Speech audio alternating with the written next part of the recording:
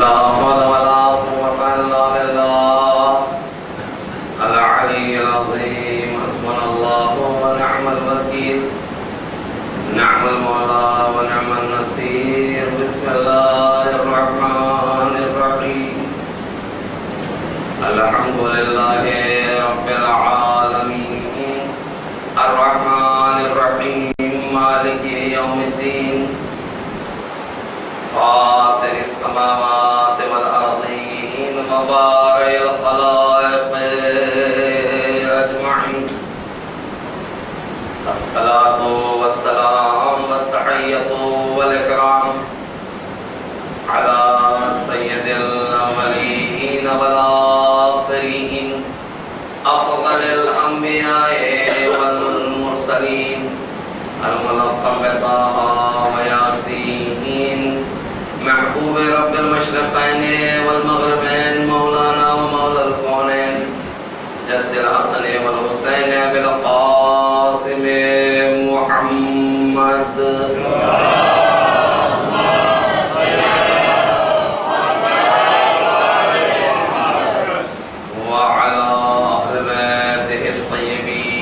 الطاهرين المعصومين المظلومين. اللهم غالب من والاهم وعاف من عاداهم وانصر من نصرهم وخذل من خذلهم ولعن من نصب لهم من الأولين والآخرين. آمين يا رب العالمين. أما بعد فقد قال الله الحكيم في كتابه العظيم أعوذ بالله من الشيطان الرجيم بسم الله الرحمن الرحيم. قل هو الله أحد الله الصمد لم يلد ولم يولد ولم يكن له كفوا أحد. صلوات محمد وعليه.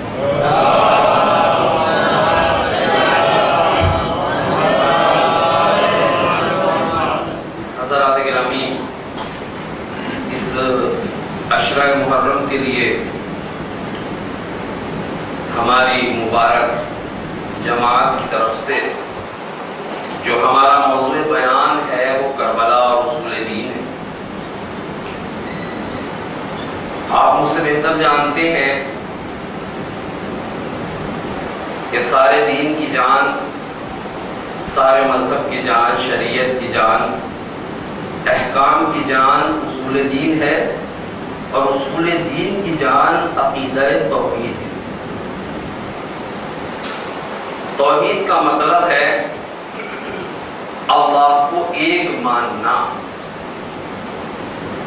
اللہ کو ایک ماننے کا مطلب یہ ہے کہ اللہ کو ہر جہت سے ایک مانا جائے، ہر لحاظ سے ایک مانا جائے، ہر اعتبار سے ایک مانا جائے، ہر مقام پہ ایک مانا جائے، ہر جگہ ایک مانا جائے. اللہ ایک ہے تو مسجد میں بھی ایک ہے، امام باڑے میں بھی ایک ہے، گھر کے اندر بھی اللہ ایک ہے، گھر کے باہر بھی اللہ. یہ تصور ہمارے ذہن پہ حاوی ہونا چاہیے کہ اللہ کے علاوہ کوئی اللہ نہیں ہے، اور اللہ ہے تو فقط ایک ہے اور ہر جگہ ہے. یعنی جیسے اس کی ذات فقط ایک ہے ویسے ہی اس کی بات بھی ایک ہے. جیسے ہمیں اس کی ذات کو ایک ماننا ہے اسی طرح سے اس کی بات کو ماننا ہے، فقط اس کی بات. ایسا نہ ہو کہ ہم ذات کے اعتبار سے اللہ کو مانیں، بات کے اعتبار سے نہ مانیں، نام کے اعتبار سے اللہ کو مانیں، کام کے اعتبار سے اللہ کو نہ مانیں. نہیں، ہمیں اللہ کی ذات بھی ماننا ہے، اللہ کی بات بھی ماننا ہے، اور فقط اللہ کی بات ماننا ہے. ہر جگہ اللہ کی بات ماننا ہے، ہر مقام پہ اللہ کی بات ماننا ہے. یہ ہے عقیدہ توحید کا مطلب، کہ ہر جگہ اللہ کو ایک مانا جائے، اس کی ذات کو ایک مانا جائے، اور اس کی بات کو بھی ایک مانا جائے. میرے عزیزوں، میرے دوستوں، میرے بزرگوں، ہر نبی نے، ہر رسول نے، ہر پیغمبر نے، ہر امام نے، ہر ولی نے سب سے پہلا نعرہ جو دیا ہے وہ وہ عقیدہ توحید کا نعرہ ہے۔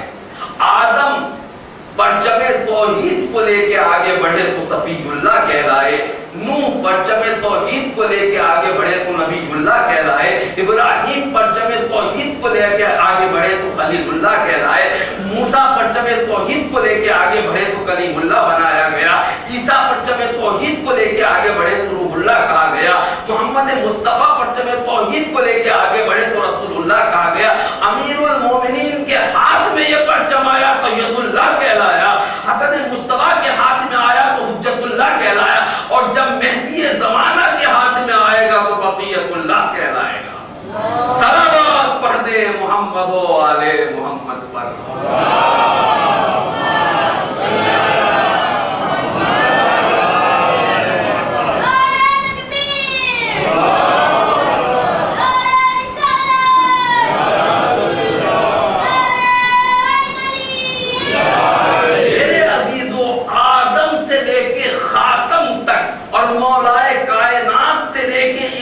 زمانہ تک ہر ہاتھ میں جو پرچم نظر آتا ہے وہ پرچم توحید ہے۔ عباس کا علم در حقیقت دین کا علم ہے، اور دین کا علم حقیقت میں توحید کا علم ہے۔ یہ علم پرچم توحید ہے، یہ ہر نبی کے ہاتھ میں رہا، ہر امام کے ہاتھ میں رہا، ہر رسول کے ہاتھ میں رہا، ہر پیغمبر کے ہاتھ میں رہا، اور جتنی کامیابیاں دین کو نصیب ہوئیں، مذہب کو نصیب ہوئیں، انبیاء کو نصیب ہوئیں، مرسلین کو نصیب ہوئیں، ائمہ کو نصیب ہوئیں، وہ سب اسی پرچم کی چھاؤں میں نصیب ہوئیں۔ عقیدہ توحید جیسے کل طاقتور تھا ویسے ہی آج بھی طاقتور ہے۔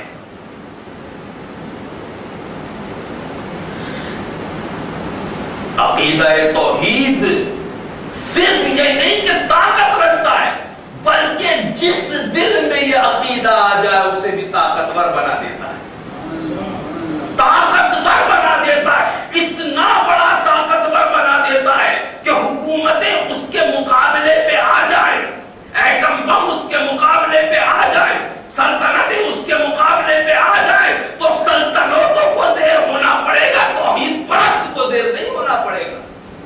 میں کیا کہہ رہا ہوں شاید آپ کے ذہن نہیں پہنچے، جس دل میں عقیدہ توحید اتنا طاقتور ہے، اور صرف طاقتور نہیں بلکہ جس دل میں یہ عقیدہ راسخ ہو جاتا ہے اسے بھی بہت بڑا طاقتور بنا دیتا ہے، کہ آپ نے نہیں دیکھا کوئی نبی کسی حکومت کے آگے نہیں جھکا، اذیت برداشت کی سر نہیں جھکایا، تکلیف برداشت کی سر نہیں جھکایا، زحمت برداشت کی سر تسلیم خم نہیں کیا۔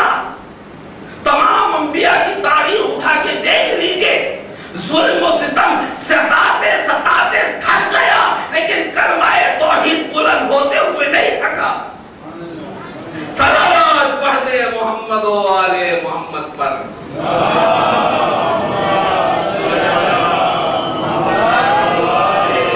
کسی بھی نبی کی تاریخ اٹھا کے دیکھ لیں، اس کے ہاتھ میں پرچم توحید ہے، حکومتیں تھک جاتی ہیں، یہ پیغمبر نہیں کرتا۔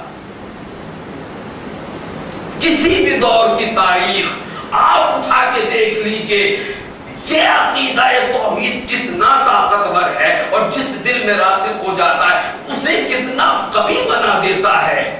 آپ دیکھیں جناب ابراہیم کی تاریخ کو دیکھیں، نمرود اپنے وقت کا خدا کہلاتا ہے، سارا کر و فر، ساری حکومت، سارا جاہ و جلال، ساری دنیا، ساری سلطنت اس کے ہاتھ میں ہے، اور ابراہیم کے پاس کیا ہے؟ فقط پرچم توحید، فقط عقیدہ توحید، لیکن حکومت پریشان ہے اور پرچم توحید کا علمبردار اپنی جگہ مطمئن ہے۔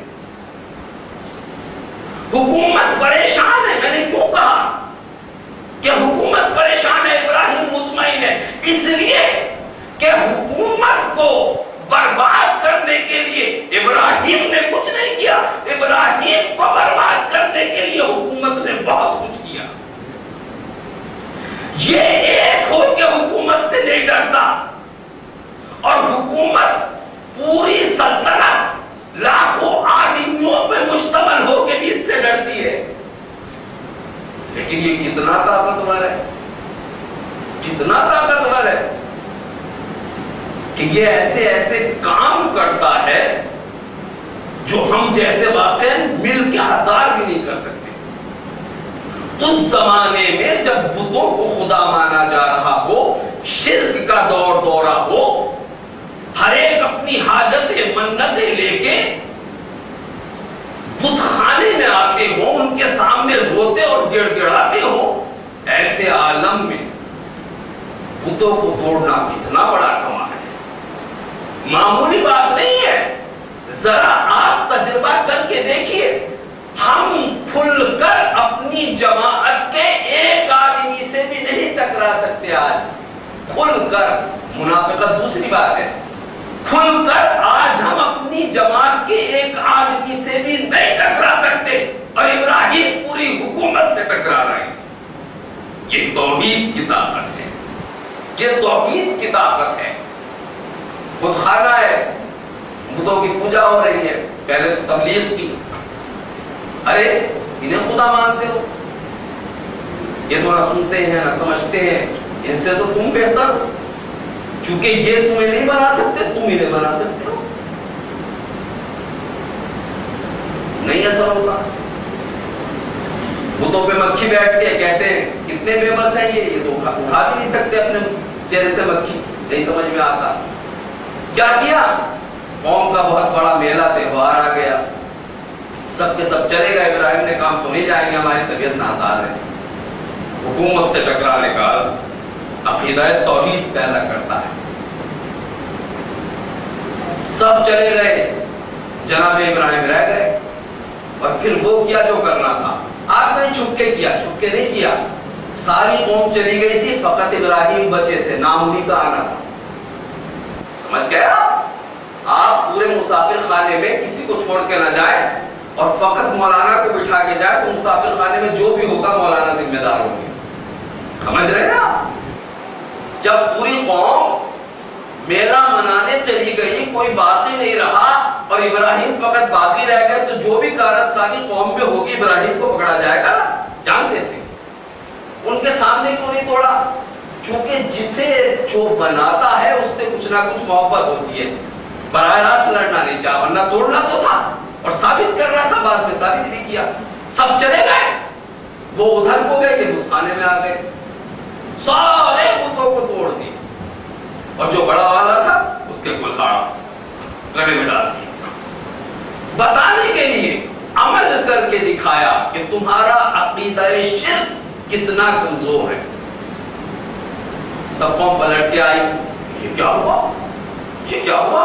کس نے کر دیا؟ ہر ایک نے ابراہیم کا نام لیا. انہوں نے کیا، انہوں نے کیا، انہوں نے کیا.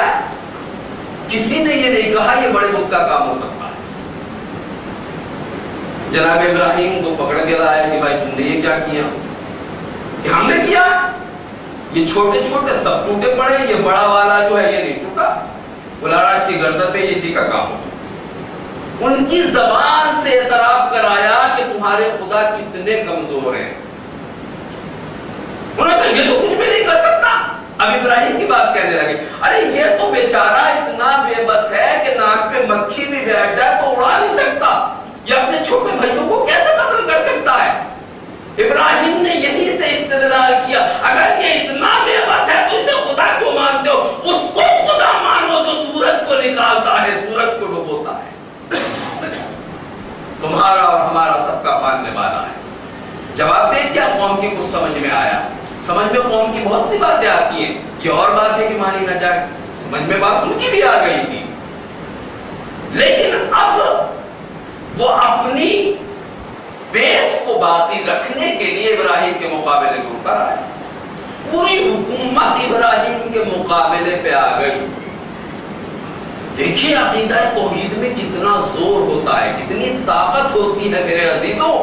یہ سننے کی بات ہے، سمجھنے کی بات ہے، ایمان لانے کی بات ہے، تاکہ ہمارے دلوں میں بھی عقیدہ توحید مضبوط ہو سکے. یہ عام بات نہیں ہے. ابراہیم کو نمرود نے ایک دم سزا نہیں سنائی. ایک دم سزا نہیں سنائی، پہلے ڈرایا، دھمکایا، فورس کیا.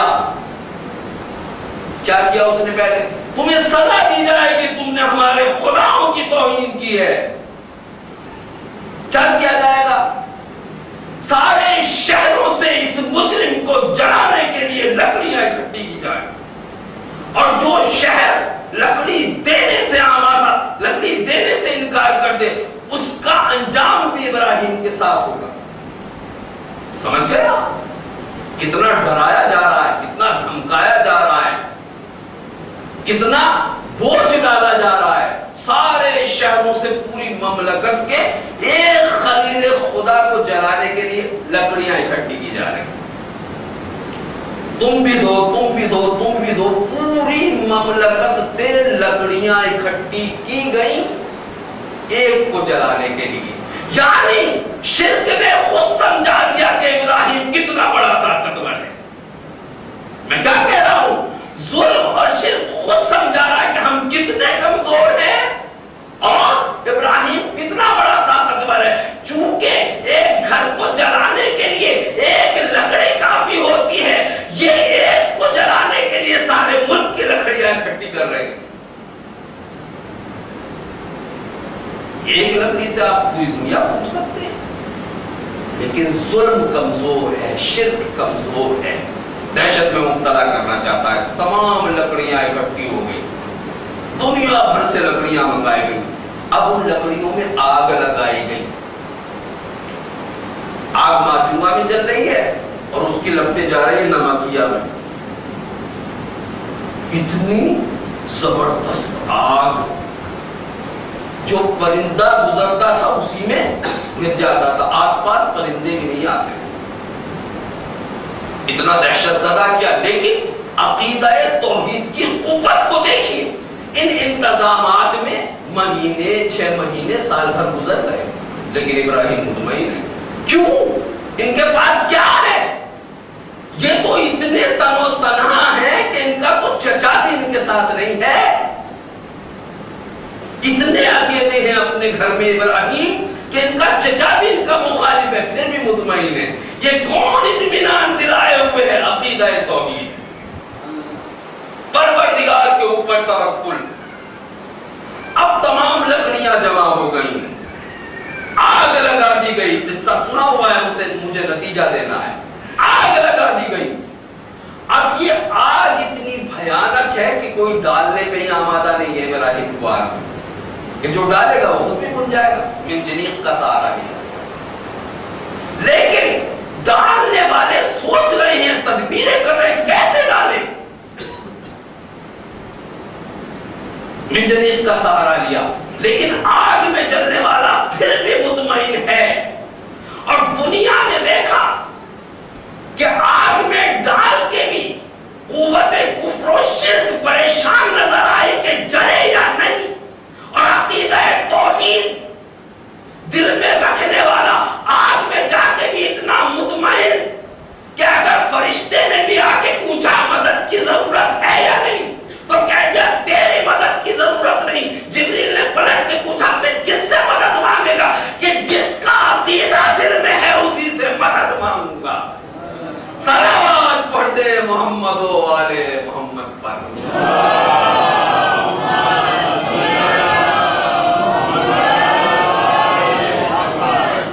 مجھے کہنے دیجئے، عقیدہ توحید کی طاقت جس کے دل میں آ جاتی ہے، اس کی طاقت صرف حکومت سے بڑی نہیں ہوتی بلکہ وہ فرشتوں سے بھی زیادہ قوی ہو جاتا ہے. فرشتے کی مدد کو بھی ٹھکرا دیتا ہے. یہ عقیدہ توحید کا پاور ہے. آپ کہیں گے شاید کسی ذہن میں آئے بہت پرانا سنا ہوا ہمارا واقعہ ہے، مولانا نے دہرایا، محنت کی، ٹھیک ہو گیا. وہ میں کہوں گا کہ پورا دین پرانا ہے، پورا قرآن پرانا ہے اور پوری کتابیں پرانی ہیں، تمام آیتیں پرانی ہیں، سب کا سب پرانا ہی معاملہ ہے نا. نئے تو آپ ہیں فقط، یا آپ کے بچے ہیں. لیکن میں پھر بھی آپ کی تسکین کے لیے کہنا چاہتا ہوں، کوئی یہ کہہ سکتا ہے کہ ابراہیم کا ایمان ایسا تھا وہ پوری حکومت سے ٹکرا گئے، انہوں نے نمرود کو شکست دے دی، اس کی خدائی کو خاک میں ملا دیا. میں کہوں گا آج بھی عقیدہ توحید یہی پاور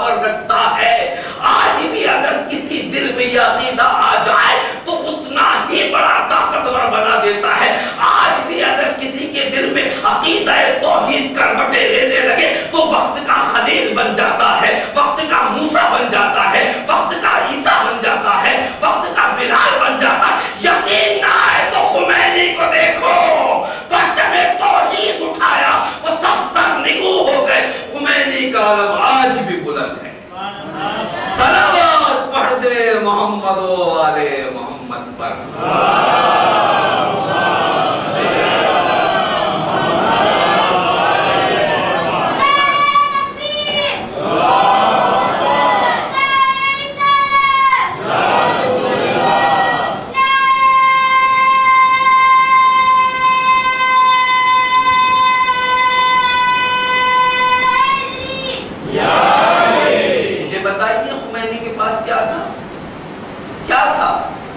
بتائیے عقیدے کی طاقت، ایمان کی طاقت.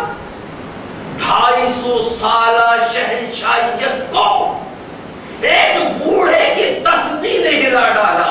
تسبیح نے عقیدہ توحید کی طاقت کو پہچانو. دنیا کہتی ہے امریکہ سپر پاور ہے، امریکہ سپر پاور ہے. کیوں؟ اس لیے کہ امریکہ سے سب ڈرتے ہیں، اس کی ہاں میں ہاں ملا سے. جو زیادہ بڑا گنڈا ہوتا ہے نا اور ہماری کچھ نہیں چلتی تو اس کی ہاں میں ہاں ملا لے رکھتے ہیں. سپر پاور ہونے کا ایک معیار یہ ہے کہ وہ ہمیں دبا دے گا، کچل دے گا، اس لیے سپر پاور ہے. مجھ سے سنیے، دنیا کہتی ہے کہ امریکہ سپر پاور ہے، میں کہتا ہوں کہ ایران سپر پاور ہے. کیوں؟ آپ کا اصول ہے جس سے دنیا ڈرے وہ سپر پاور، اور جس سے سپر پاور ڈرے. صلوات پڑھ دے محمد و آل محمد پر.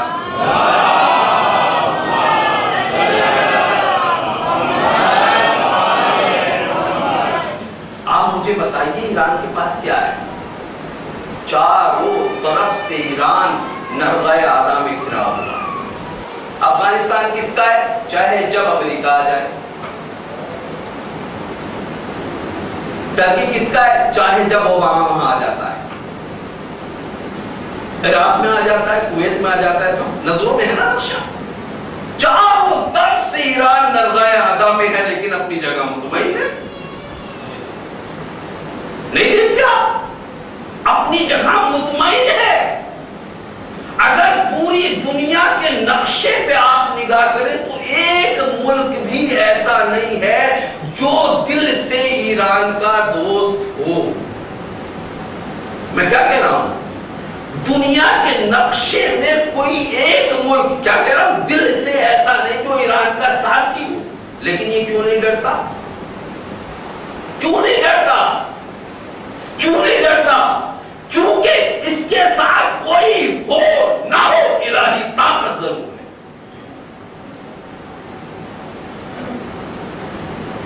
یہ ہے عقیدہ توحید کا اثر. ہم تو ایران میں رہتے ہیں، ہم نے ایسے ایسے واقعات سنے ہیں کہ جن سے قرآن کے سوروں کی تفسیر ہوتی ہے. ایران تو بہت بڑی طاقت ہے. اللہ چاہتا ہے تو ابرہا کے ہاتھیوں کے لشکر کو ابابیلوں سے ڈھیر کرا دیتا ہے. ابابیلوں سے. یہ اللہ کی طاقت ہے. ہم نے بھی دیکھا ایک سردار تھا ایران کا، تو وہ ہمارے مدرسے میں بھی آیا. اس نے کہا کہ ہم نے جو بھی کامیابی حاصل کی ہے وہ نہ ہماری عقل کی دین ہے. توجہ رکھیے گا. دیکھیے میں بہت تھکا ہوا ہوں اور محنت بھی کر رہا ہوں، کم از کم آپ سننے میں محنت کر لیں. صلوات پڑھیں محمد و آل محمد پر.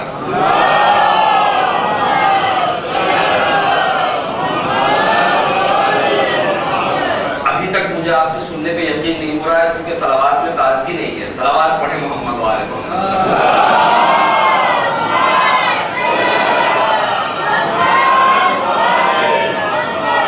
یقین رکھیے، ایمان لے آئیے کہ عقیدہ توحید میں سب سے بڑی طاقت ہے.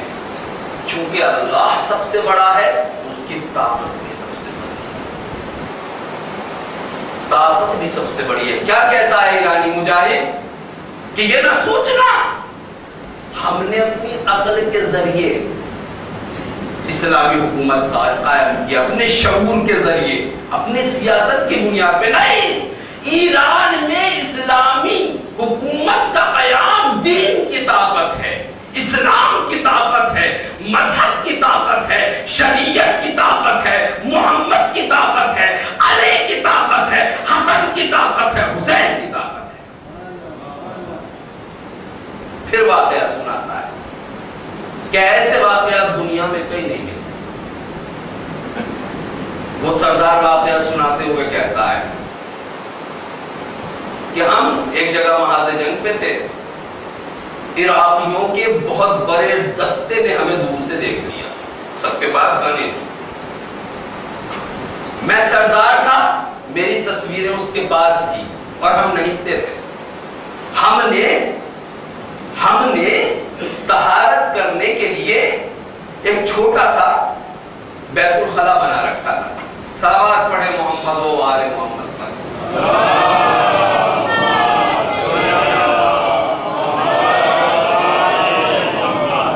سرکار حجت الاسلام والمسلمین جناب آقا سید قاظمی نمائندہ جامعۃ المصطفیٰ قوم ایران را ترین مجلس امام حسین مجلس جدشن خیر مقدم عرض می کنیم به احترام سید صلوات بر محمد و آل محمد۔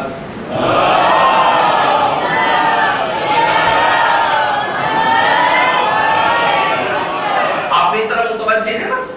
دیکھیے اللہ جب چاہتا ہے، اللہ کے پاس اتنی پاور ہے، اس عقیدے میں اتنی پاور ہے کہ یہ ذرے کو آفتاب بنا دیتا ہے۔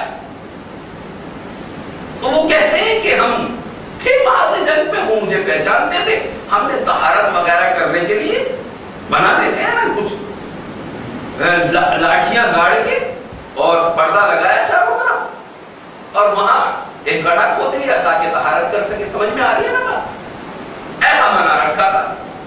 جب میں اپنی جگہ سے نکل کے طہارت کرنے کے لیے اس اپنے ٹوٹے پھوٹے بیت الخلا میں آیا تو مجھے عراقی افسروں نے دیکھا، ان سب کے پاس گنے تھی، بندوقیں تھی، وہ چاہتے تو مجھے ڈھونڈ ڈالتے، وہ میرے نکلنے کے منتظر تھے کہ میں ٹوائلٹ سے نکلوں اور مجھے گھیر کر دیں۔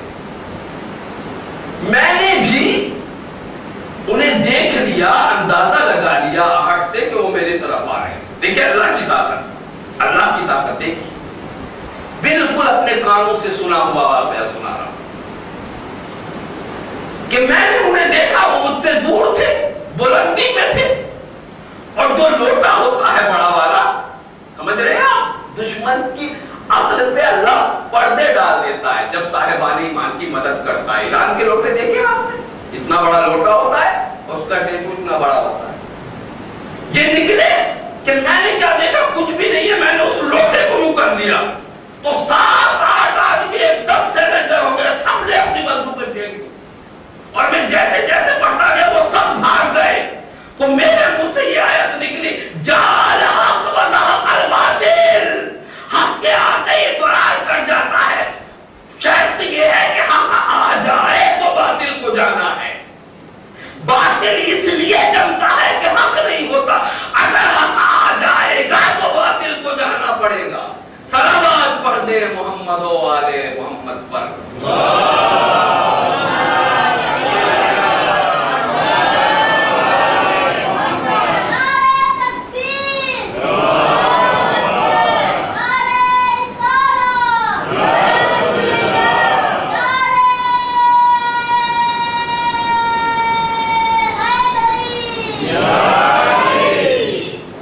جب انسان کے دل میں عقیدہ توحید آ جاتا ہے، چونکہ یہ عقیدہ پاورفل عقیدہ ہے، خود بھی طاقتور ہے، دوسروں کو بھی طاقتور بناتا ہے۔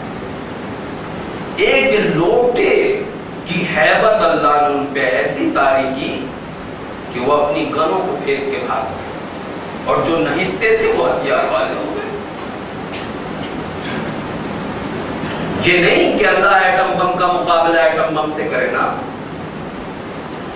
ابرہا کے لشکر، ہاتھیوں والے لشکر کا مقابلہ اللہ نے ابابیلوں سے کرایا، چھوٹے چھوٹے سے، کیوں؟ تاکہ ذلیل کر سکے، یہ بتا سکے کہ عقیدہ توحید فقط طاقتور ہی نہیں ہے، بہت طاقتور ہے، اور اتنا بڑا طاقتور عقیدہ ہے کہ تم جیسے اللہ کی طاقت کا اندازہ نہیں لگا سکتے، ویسے ہی اس عقیدے کی طاقت کا اندازہ نہیں لگا سکتے۔ لیکن میرے عزیزو، شرط ہے کہ یہ دل میں آ جائے۔ کیا آپ بتا سکتے ہیں کہ کربلا میں کوئی شہید لشکر مخالف سے ڈرا ہو؟ نہیں، کوئی نہیں ڈرا۔ ڈر نہ خوف اشتیاق ہے۔ ایک صحابی دوسرے صحابی سے مذاق کرتا ہے تو دوسرا کہتا ہے آج بھی کوئی مذاق کا دن ہے؟ تو پلٹ کے کہتا آج سے بہتر مذاق کا دن کون سا ہوگا؟ شب عاشور کی بات ہے، 3 دن کا ہوگا کیسا؟ آج ہی تو مذاق کا دن ہے، چونکہ آج عقیدہ توحید رنگ لانے والا ہے۔ کہیں بھی آپ نہیں دکھا سکتے کہ حسین والے ڈرے ہوں، اللہ والے ڈرے ہوں۔ 72 کے مقابلے میں کربلا میں کتنے تھے؟ کم از کم 30,000۔ یہ بھی ڈر کی علامت ہے۔ آپ مجھ اکیلے کے مقابلے میں 10 آدمی مجھ سے لڑنے آئے تو میری شکست نہیں ہے، آپ کی شکست ہے، یعنی میں 10 پہ بھاری ہوں۔ 72 کے مقابلے میں 30,000 کو لانا دلیل ہے کہ 72 ان پہ بھاری ہے۔ اور پھر کم از کم 30,000 کا لشکر 72 کے مقابلے میں، اور پھر یہ بھی کہ فرات کے کنارے خیمے نہیں ہونے چاہیے، انہیں بھوکا بھی رکھو پیاسا بھی رکھو۔ اتنا بڑا، یعنی دشمن سے پوچھو کربلا والے کتنے قوی ہیں، کتنے مضبوط ہیں، کتنے طاقتور ہیں۔ ان پہ پانی بند کرتا ہے تاکہ طاقت کو گھٹا سکے، انہیں بھوکا رکھتا ہے تاکہ طاقت کو گھٹا سکے۔ اور جب سنیے کربلا سنیے، استعارہ سنیے، اور اصول کیا ہے عرب میں کہ ایک سے ایک لڑنے آئے گا، لیکن کربلا میں اس اصول کی پابندی نہیں کی گئی۔ جب دیکھا علی اکبر 50 کے بس میں نہیں آتے تو پورا ہزاروں کا رستہ بڑھا۔ یہ بھی شکست کی دلیل، یہ بھی شکست کی دلیل۔ یہ بھوکے ہیں، یہ پیاسے ہیں، یہ سفر کر کے آئے ہیں، تھکے ماندے ہیں، اپنے وطن کو چھوڑ کے آئے ہیں، بازا اپنے بچوں کو چھوڑ کے آیا ہے، بیوی کو چھوڑ کے آیا۔ کتنی زیادہ بیادی ہوگی، انہیں ٹینشن ہوگی، کون سا عقیدہ ہے، کون سا پاور ہے جو اتنا طاقتور بنائے ہوئے ہے کہ دشمن ان سے ڈر رہا ہے؟ وہ عقیدہ ہے توحید۔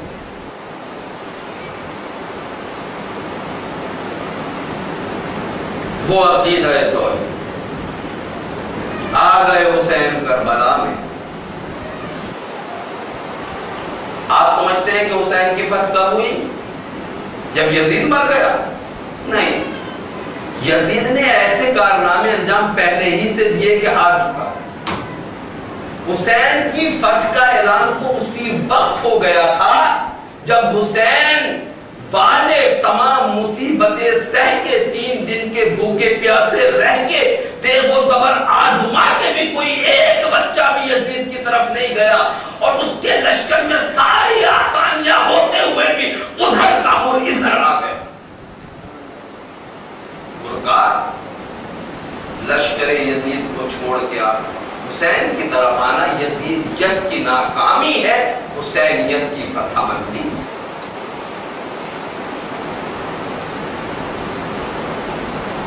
میرے عزیزوں اور دوست، ضرورت ہے کہ کربلا کی بات کریں، اس کے تعلیمات پہ عمل کریں۔ کربلا آج تک توحید پروردگار کی وجہ سے کم ہے۔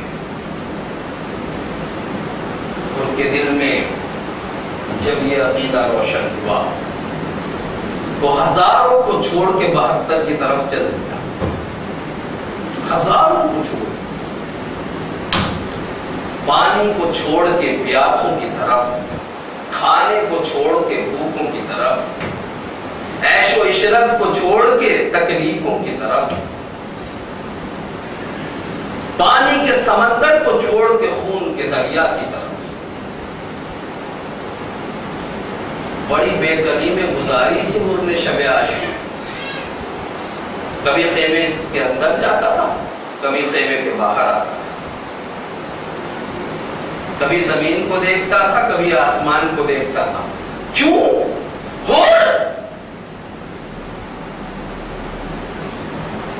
تو بھوکا نہیں ہے، پیاسا نہیں ہے، لشکر کا سردار ہے، حر کیوں کانپ رہا ہے، حر کیوں ڈر رہا ہے؟ حسین کا سپاہی کیوں مطمئن ہے؟ چونکہ حر کا دل ابھی تک عقیدہ توحید سے خالی۔ بے چینی میں گزاری رات، ساری رات کاٹی۔ ایک سپاہی نے بڑھ کے پوچھا، سردار اگر کوئی پوچھتا کہ عرب میں سب سے زیادہ طاقتور کون ہے تو میں تیرا نام لیتا، لیکن تو اس طرح سے ناز رہا ہے جب وہ 72 ہے، پیاسے ہیں، بھوکے ہیں، ان سے ڈر رہا ہے۔ لیکن انہوں نے کیا کہا؟ اس بات کا جواب نہیں دیا، بلکہ انہوں نے اسے بھی احساس کے سمندر میں اتار دیا۔ تو کیا جواب دیتا؟ یہ نہیں کہتا کہ میں کیوں ڈر رہا ہوں یا نہیں ڈر رہا ہوں، بلکہ وہ جس طرح سے خود احساس کے عالم میں ہے اسے بھی احساس کے عالم میں لانا چاہتا ہے۔ کیا کہتا ہے؟ یہ بتا کیا تو نے آج اپنے گھوڑے کو پانی پلایا ہے؟ توجہ سے سن۔ کہاں سردار؟ میں نے تو ابھی نہر فرات میں اپنے گھوڑے کو پانی پلایا ہے۔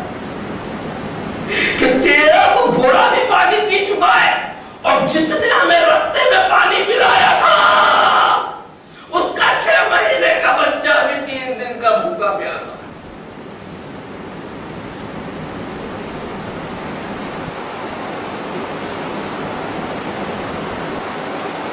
اللہ اللہ کربلا، یہ ایمان کی طاقت ہے کہ 6 مہینے کے بچے 3 دن کی بھوک پیاس برداشت نہیں کرتے۔ بڑوں سے صبر ہو جاتا ہے میرے عزیزوں، بچوں سے صبر نہیں ہوتا۔ بچے شکوے کرنے لگتے ہیں، بچے برا بھلا کہنے لگتے ہیں، لیکن کربلا میں سب کے دل میں عقیدہ توحید ہے۔ کسی بچے نے بھی یہ نہیں کہا کہ بہت پیاسے ہیں اب یزید کی بیعت کر لینی چاہیے، بہت بھوکے ہیں اب یزید سے سمجھوتا کر لینا چاہیے۔ یہ کون سی طاقت ہے؟ یہ عقیدہ توحید کی طاقت جو اللہ والا ہو جاتا ہے، اس کے لیے تمام مصیبتیں میٹھی ہو جاتی ہیں۔ تو نے اپنے گھوڑے کو پانی پلا دیا ہے اور رباب کا 6 مہینے کا بچہ پیاسا ہے، وہ بیوی بھی پیاسی ہے، اب اس کا دودھ خشک ہو چکا۔ صبح کے انتظار میں تھا، صبح کے انتظار میں حسین کو بھی انتظار۔ معمولی بات نہیں ہے، ہدایت کے لیے مولا نے کتنی قربانی دی ہے۔ ایک رات کی مہلت مانگی، ایک رات کی مہلت کا میرے عزیزوں کیا مطلب ہے؟ سکینہ کی پیاس 1 دن اور بڑھ جائے گی، علی اصغر کی پیاس 1 دن اور بڑھ جائے گی۔ صبح عاشور نمودار ہوئی، ایک مرتبہ حر نے اپنے مقدر کا فیصلہ کیا، چراغ توحید دل میں جگمگایا، گھوڑے پہ بیٹھا، ایڑ لگائی، باطل سے حق کی طرف چلا۔ بیٹے نے کہا بابا کہاں؟ کہ وہیں جا رہا ہوں جہاں جانا چاہیے۔ بابا میں بھی چلوں گا۔ بھائی نے دیکھا، بھائی میں بھی چلوں گا۔ غلام نے دیکھا، میں بھی چلوں گا۔ حق کے لیے اٹھو، تم اٹھو گے تو دوسرے بھی مل جائیں گے۔ حق والے کو اللہ تعالیٰ نہیں چھوڑتا، یہ ان کی آواز۔ ایک حر نہیں آیا، باپ اپنے بیٹے کو بھی لے کے آیا، بھائی کو بھی لے کے آیا، غلام کو بھی لے کے آیا۔ ادھر سے حر کا لشکر چلا، ادھر سے میرے مولا کا لشکر آمادہ ہوا۔ عباس میرے قریب آ جاؤ، علی اکبر میرے قریب آ جاؤ، قاسم قریب آ جاؤ، اور محمد قریب آ جاؤ، حبیب قریب آ جاؤ، ہمارا مہمان آ رہا ہے۔ حر کا استقبال کرنا ہے، لیکن حر کا عالم کیا تھا؟ چونکہ خطا کر چکا تھا، ہاتھ پسے گردن سے بندھے ہوئے تھے۔ یہ توبہ کا انداز ہے، شرمندہ تھا۔ ان کے بیٹے نے دیکھا، تکبیر بلند کی، میرے لال کیا ہو گیا؟ کہ آپ کے استقبال کے لیے غازی عباس آ رہے ہیں۔ پھر تکبیر بلند کیا، کیا ہو گیا؟ ہم شکل پیغمبر علی اکبر آ رہے ہیں۔ پھر زور سے ان کے بیٹے نے تکبیر، اب کیا ہوا؟ مولا حسین خود تعظیم کے لیے آ رہے ہیں۔